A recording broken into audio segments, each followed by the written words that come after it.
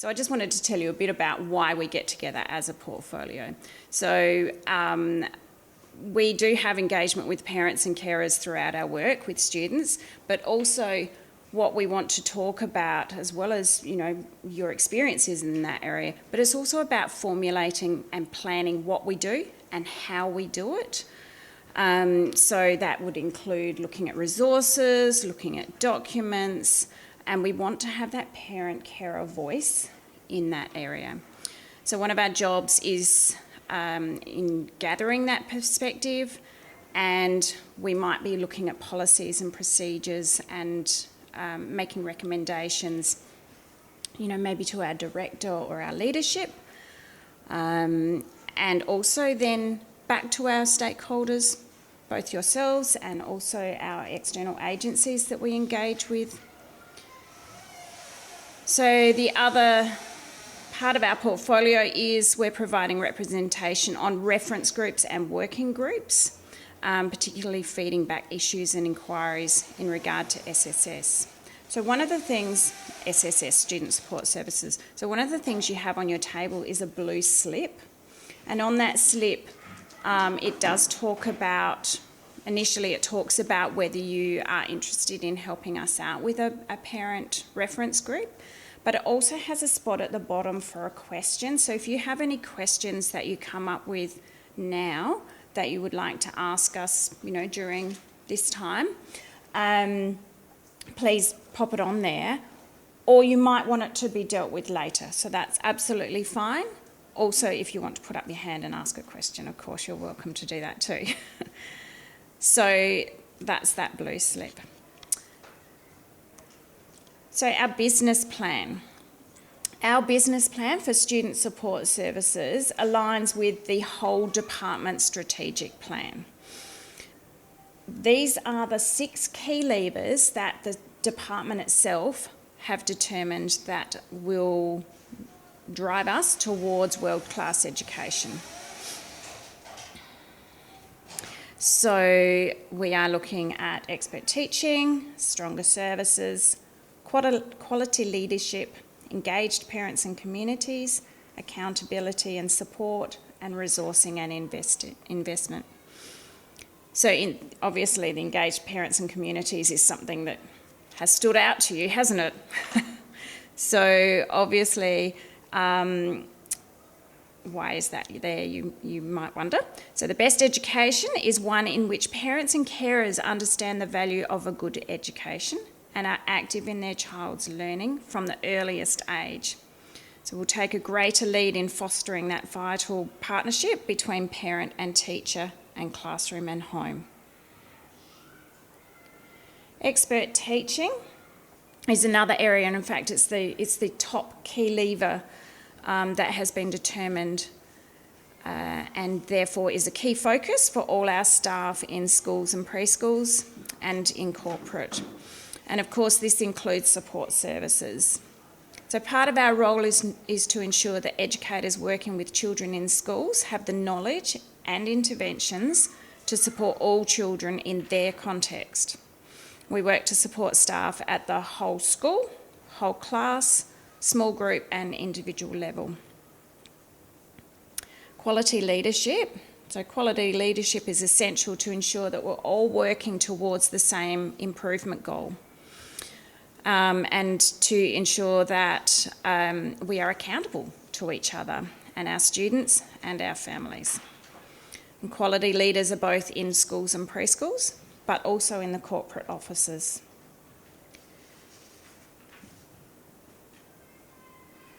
Stronger services.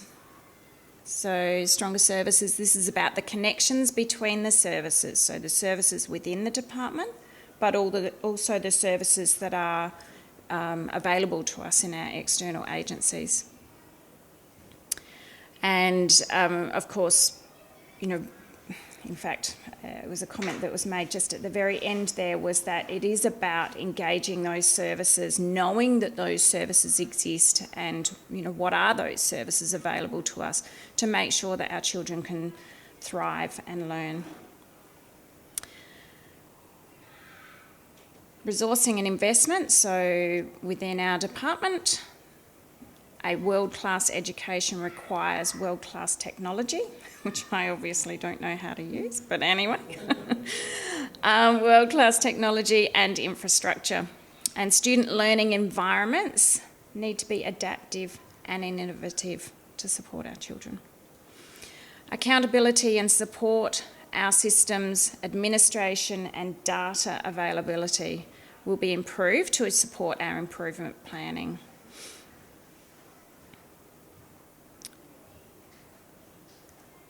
So accessing student support services. So on your tables, you also have a brochure about student support services.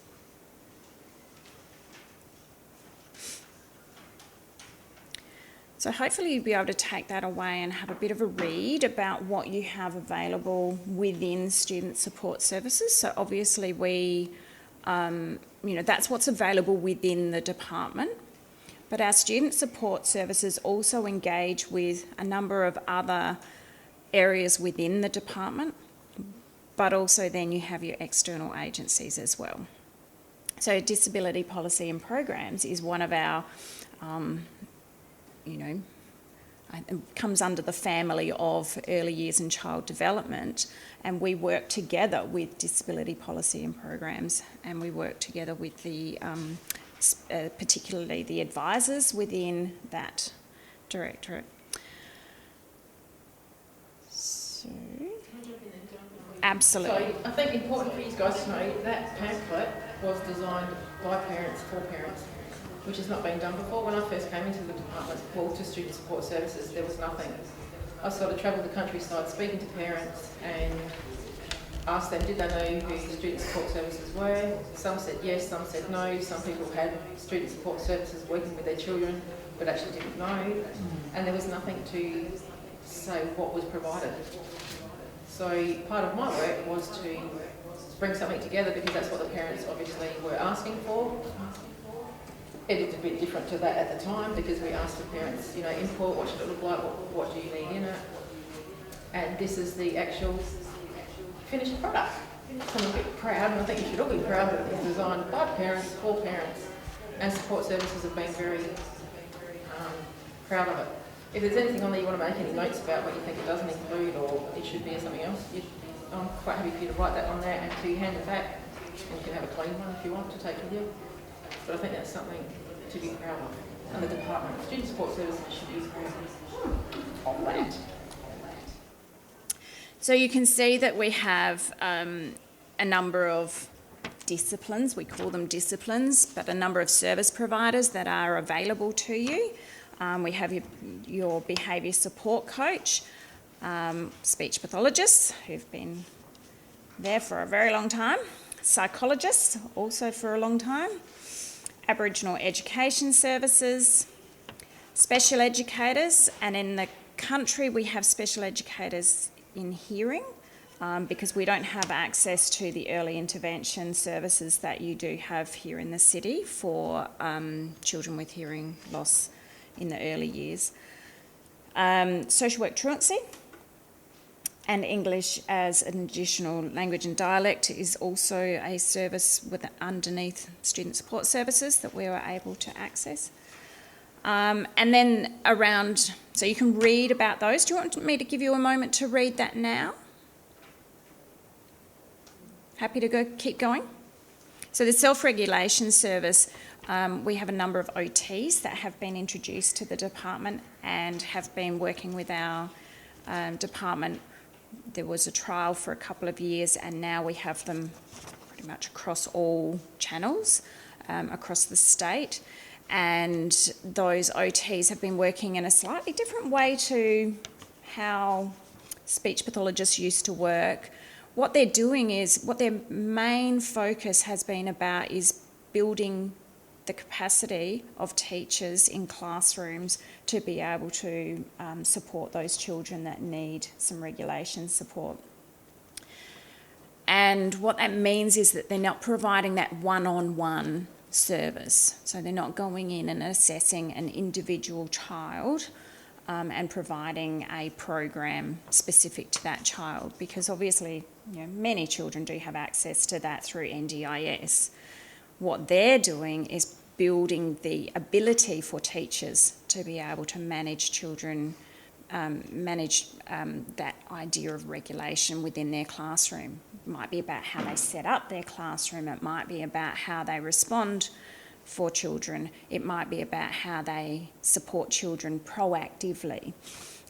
So that's a very different model, I guess, and a bit different approach to a service delivery, but it has been so successful that it has been extended now for another couple of years, which we are so excited about. I even have an OT that comes out to Berry, which we have certainly wrapped our arms around and said we want more of this, and it's been brilliant. So how do you access our services? Not sure if that's on the next. No, it's not. Okay, so accessing our services. So your first point of call would be to have that conversation with your teachers within the school, or the leader within your school. It might be the student wellbeing leader, it might be the principal, or an assistant principal or something. So that is your first point of call, is to have that conversation with your teacher and your educators. And then they will then contact the local education office and have a conversation with someone in the local education office, and it'll be one of these disciplines. And then it moves on from there. You're then asked for your consent, because we don't do anything without your consent. So there's a general consent to having that conversation, but we don't know the child's name or who it is that we're actually talking about. We might have some suggestions that they can go away and do before we even formalise a referral. But once it does become that individualised level where we are asking specific questions, and we do want to, have a team around a child, for example, definitely your consent comes in prior to any action happening beyond that. So, Donna, what's the difference between the school and a local education office? Mm-hmm. So the local education office is where support services sit. So a speech pathologist, for example, might sit in a local education office. Say we have them throughout the metro area. Might be Flinders Park, might be Felixstowe, Noarlunga, Para Hills, Elizabeth South. So there's quite a number of offices. They might sit in that office, but they jump in their little G cars, take all their kit and caboodle with them, and they drive out to your schools and preschools to visit staff and to provide professional development and provide some individual engagement around children.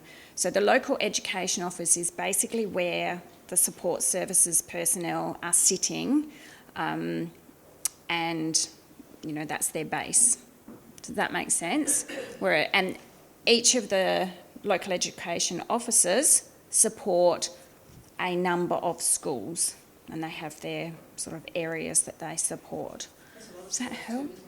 Quite a lot. I mean, we used to have something like 45, but we're now down to about 30 because we've changed our sort of boundaries, I guess. But yeah, we have about 32, I think, in Berry. In the city, similar sort of numbers, but obviously bigger schools. If there's bigger schools, then they require more staff in their teams. Does that help? Okay. All right. So this link here, which is obviously in your PowerPoint, so you can use that if you would like to. This link tells you a bit more about student support services. So if you go to that link, perhaps when you're at home or whatever, that will give you more information on what each of the services do and how you can access the support services. So what's the waitlist for accessing them services? That will completely depend on where, and it will also depend on the service that you're requiring. And we also, when we receive information about a referral, we need to prioritise, because there are definitely, some that might be more time pressured, I guess, than others.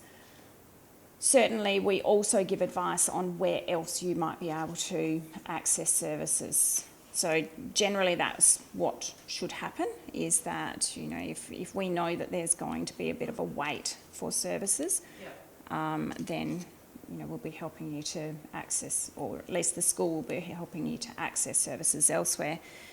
We used to have quite a waiting list, but we have changed our service delivery model, and now we do have more of a beginning to end cycle of work with students. So we work with the referral question at hand, you know, at the time, and then once we've answered that question and helped the school to be able to support that question, we might close the case. Doesn't mean they're closed forever. What it means is we've answered that referral question that is relevant at this point in time. We don't want every child to, you know, receive the same package of adjustments. They have to be tailored to the individual.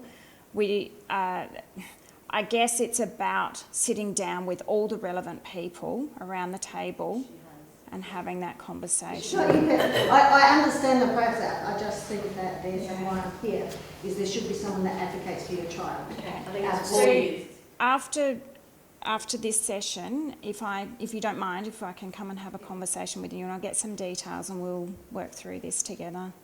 Yeah, absolutely. But I really appreciate you sharing that with the group here.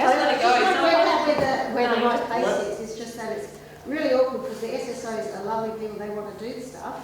They've got no guidance. I've got a child that is refusing to absolutely go to school, and then they're concentrating on little things like he's got to sign in, and he's got totally against all his profile, but specialists. No, absolutely, and unfortunately, if it's not well organised and well tailored, you can definitely go down that track where a child doesn't want to come to school, and that's not what anybody wants. So, yeah, absolutely, I'll come and have a chat afterwards.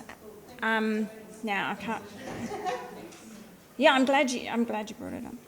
Okay, running very close to time. So what I'm not going to do. No, it's good though, because you've got to. No, yeah, and that's what I want to get to is the questions. So I'm not going to show you this video this time round. Certainly when you go to that link, there are a number of videos that you can actually access, and this is one of them. This is Sarah Anstey, our Director of Student Support Services. So you'll be able to hear her tell you about student support services, probably in a much clearer and succinct manner. So please go to the link, please have a look at the videos, maybe even give us some feedback on the videos.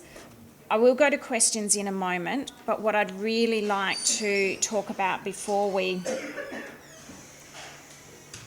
Oh, I don't know if I've pressed it too far. No, it should stay there. So what I'd really like to talk about is that Tiff and I and the rest of our parent-carer portfolio are really interested in getting a group of people together, or, you know, actually together, to be able to help us to give a broader parent perspective, because obviously Tiff, you know, does her best from her perspective and her experience. But what we want to get is a broader perspective, I guess, on, you know, some of the things that we're doing, some of the documents that we produce, some of the processes we use, and we'd really like to pull together some names of people who'd be happy to help us out.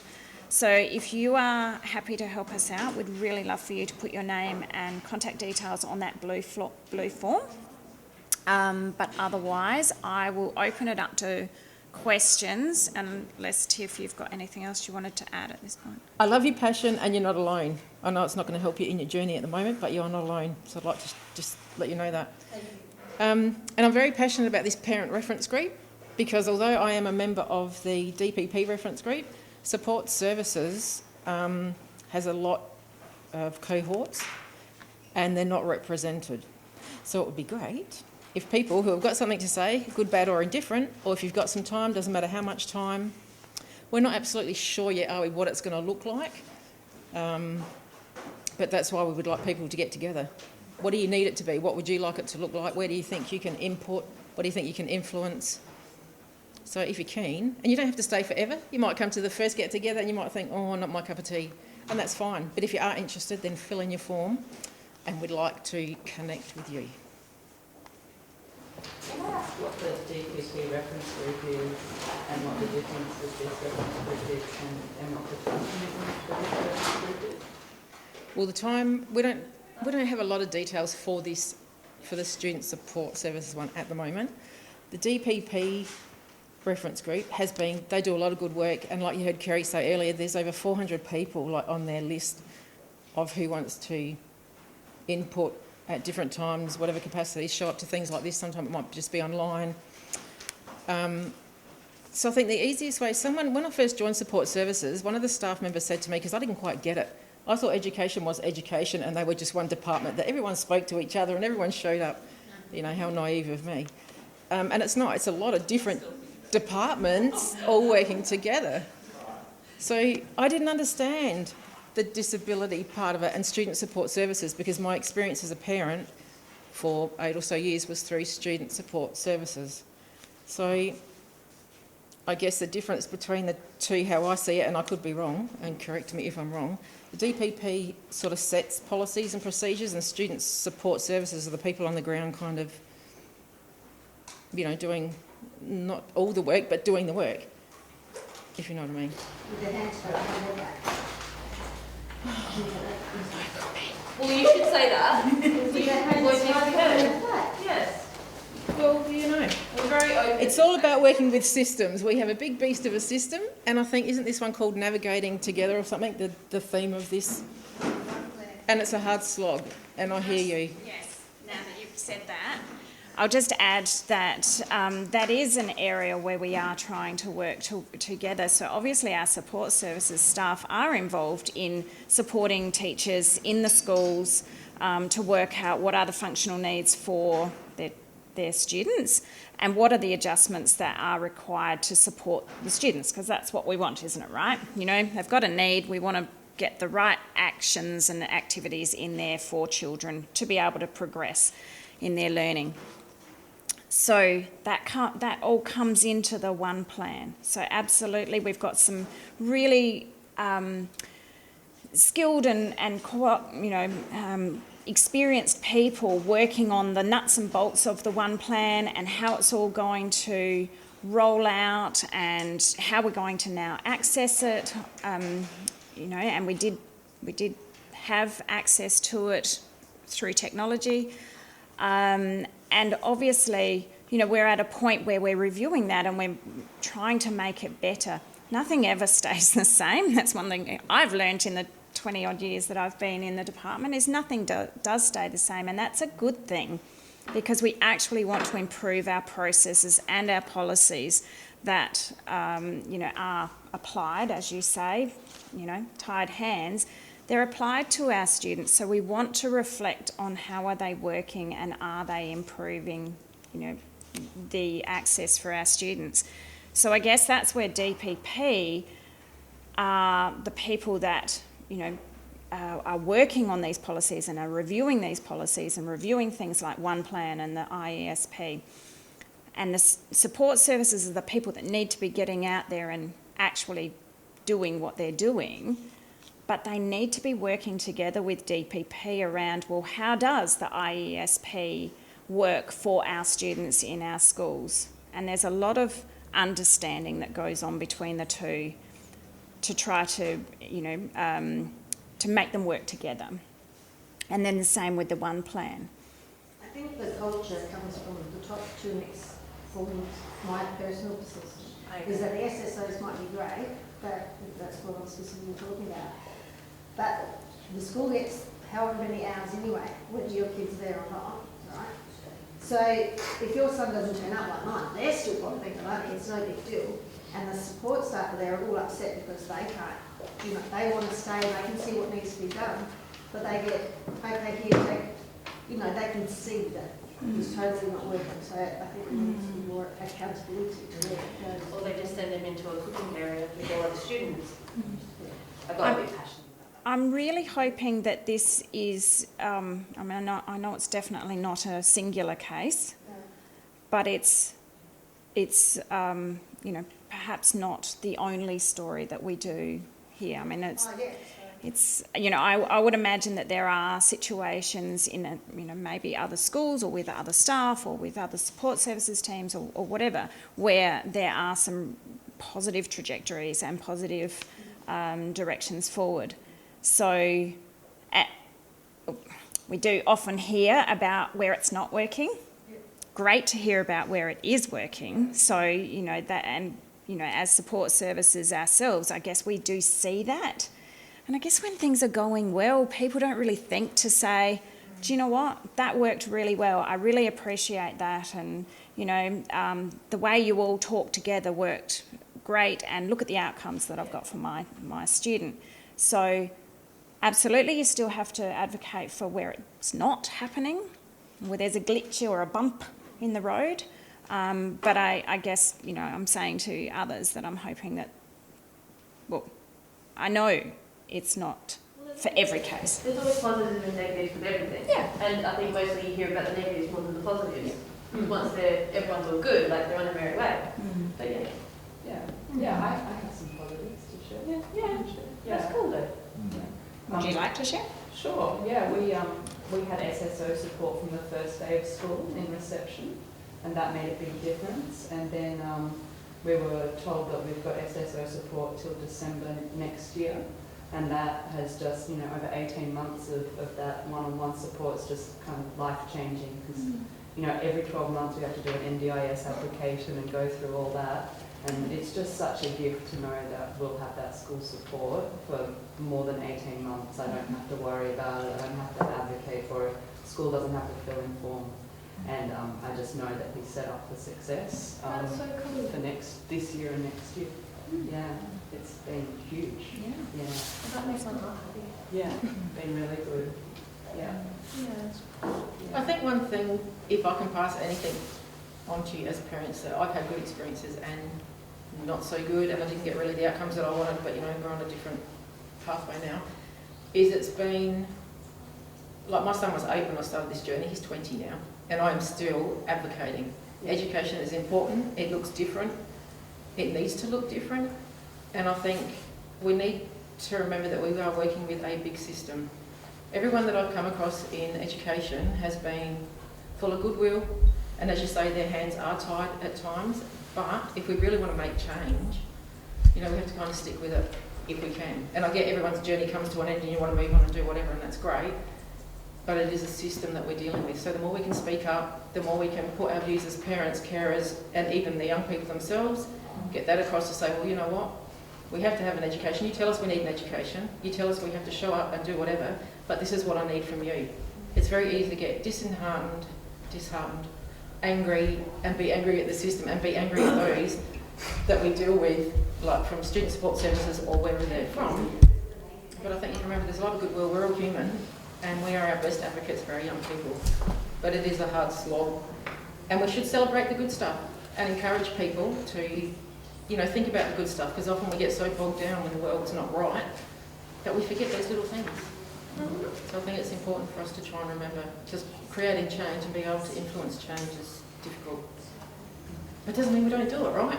Because our young people are counting on us, and those that come after us. Other questions? Or stories? I probably have a story that's similar probably to the first lady's. Well, what do you do with sort of student services where the school goes, oh yeah, we're going to talk to them. They then go, oh, we've had a general conversation, come back, we're going to put exactly something in place here that we've planned for another student in your same class. And by doing that has actually segregated the child. And it's now at the point where 6 months later he's still refusing to go to school. And I'm being told that I can't access truancy because it doesn't meet the criteria. I've got reports from the school of his attendance and that they've actually lied in his attendance. So it doesn't meet the criteria because the school doesn't want us to look back.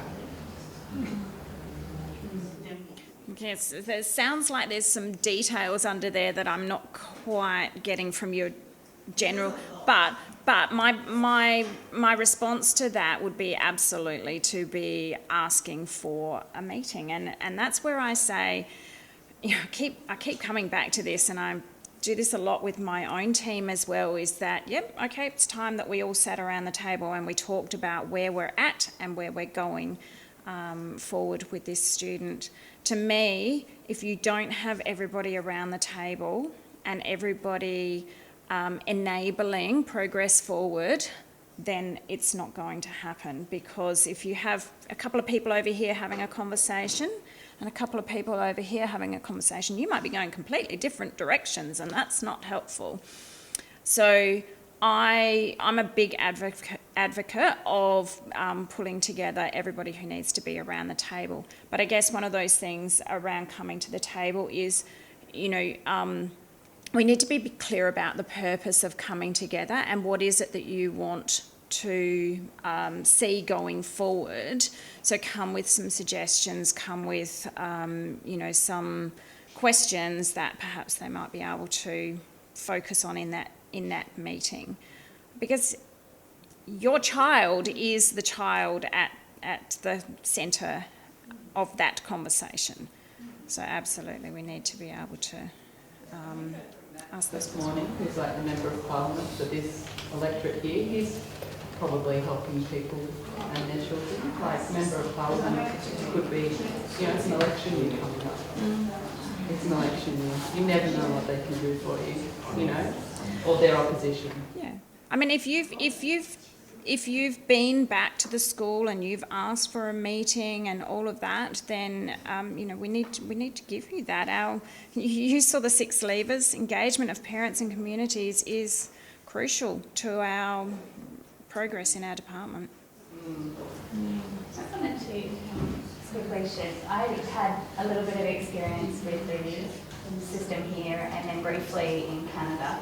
And here, my daughter went into reception. She's on NDIS. She has hearing loss. So she's pretty straightforward. And she was rejected by the Education Department as even to be listed as having a disability at all. And the wonderful Greg from Zero advocated for her and got her listed as consultancy only. And we've had wonderful teachers and wonderful support from Can Do for Kids, so we haven't actually needed to access any other department supports until this year. We're really starting to needing to do something. In Canada, we were there for 10 months. She was only at school for 3 months because of the summer break. And I had to, despite all of the short term we were there, we had a compulsory meeting that the school had to provide for us. It was within their remit, so it was someone from the Toronto District School Board, it was the speech pathologist from there, it was a classroom teacher, it was the person in charge of disability in the school, and we all had this 45-minute meeting where we all had to sit around the table and talk about her needs, what she needed in the classroom. There was a 6-year waiting list for speech pathology, so there are other issues that, fortunately, we had some pretty good support still from our Australian speech pathologists, so we didn't need to access that anyway. But the school